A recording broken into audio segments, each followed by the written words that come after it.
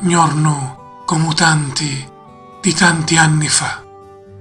Non saccio dire come, ricordo solo che l'altra satta vitti aprirsi lo cielo e la musica di Dio m'ammogliavo l'anima e mi portavo lontano.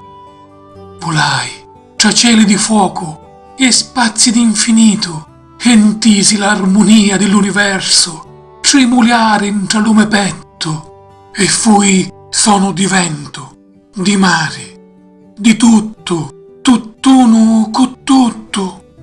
E la mia voce addiventavo ciumara che scorre e non trova un carammo.